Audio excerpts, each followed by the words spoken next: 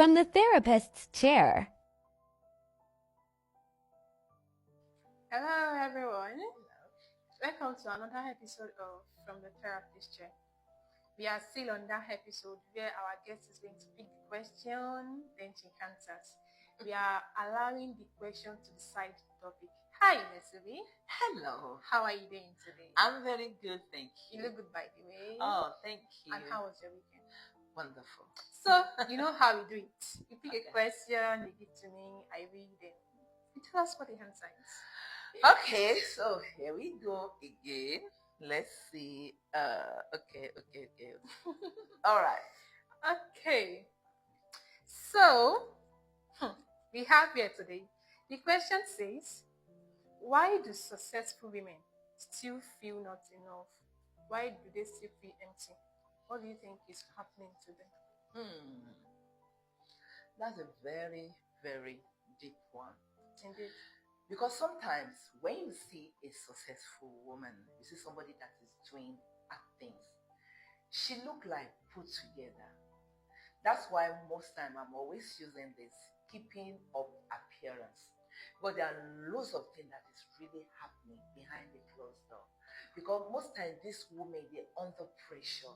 Everybody's looking at them, what you're supposed to do, how you're supposed to act. You're supposed to be feminine, at the same time, you're strong. So with all this thing going on, the women, they look like I've got it together.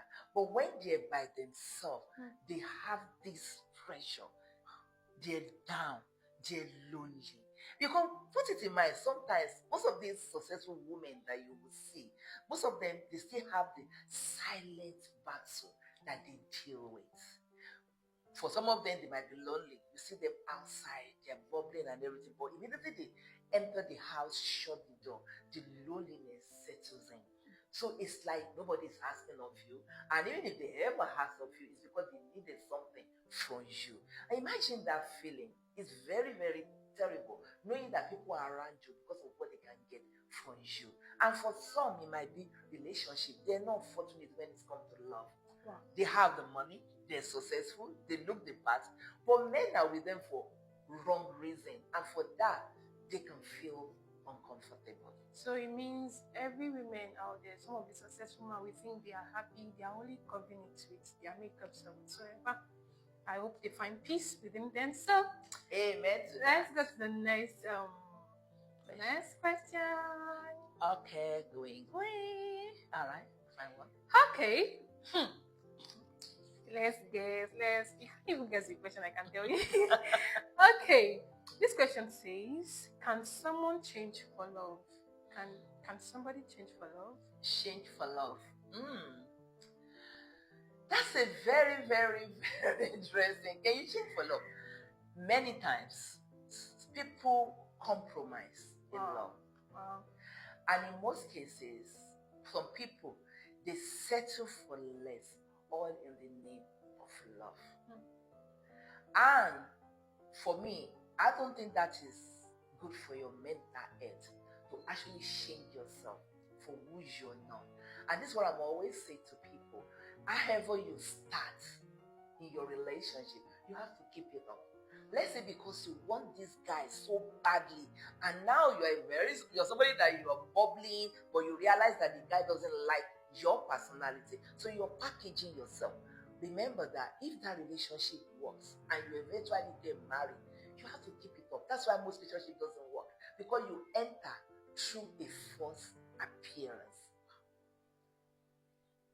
In the sense that, what if it is like in the perspective of a man, like a cheating man, can he change for who he loves? I like that. I'm always saying this: you cannot change a man unless he wants to change. So if a man truly in love with you, that's why I'm saying, don't teach a man how to love you. If a man truly loves you, he can actually change. It's not because you force him to change. It's because he doesn't want to lose what he has found. He loves you to the extent that he works on himself. Yes, it can happen. But if only he wants to, not because you want him to change. That is the difference between the You're welcome. Thank you. So moving on to the last question. Okay, we have We still another. have one question to pick. All right. So pick, and Yes. I guess this is not a tricky question. All right. Let's hear it. So the question says, wow, I love this. Why do I sabotage good things? Why do I destroy things for myself? That is really has a lot to do with your mental health. Wow. Because it's like something within you that you're not dealing with. Sometimes you don't believe that you deserve love or you even deserve good things. So if good things are happening around you, to you, you try to sabotage it because it's like, no, it's not real. And it could be from experience from the past. Maybe you used to trust people, you used to believe you deserve good things, and things are not happening for you. So when it's eventually happening, you have tell your brain, listen, this is what we do, we struggle. It cannot be me, it's somebody else. So if it's happening to you, you keep telling yourself it's not real. And then you deliberately sabotage it. A man loves you, you keep your root, you're using your own hand to destroy it. A woman wants to be with you, you're like, all women are the same. And you do it deliberately because you don't think you deserve love. So how do we overcome these things? How do we stop these things from happening? From spoiling things with our own hands, from sabotaging the good things God has for us? How do we overcome all these things? You need to face reality. You need to deal with it. And that's where therapy comes in. Yes. We need to talk about it. Why are you that way? What happened in your past? Why do you keep covering it? Because it never worked. You see, that thing is in your subconscious mind and is controlling you.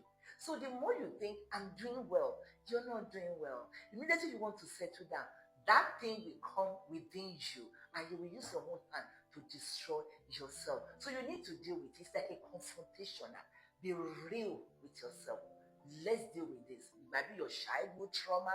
It might be something that nobody knew about, but you're dealing with a silent battle. But you can deal with that in therapy.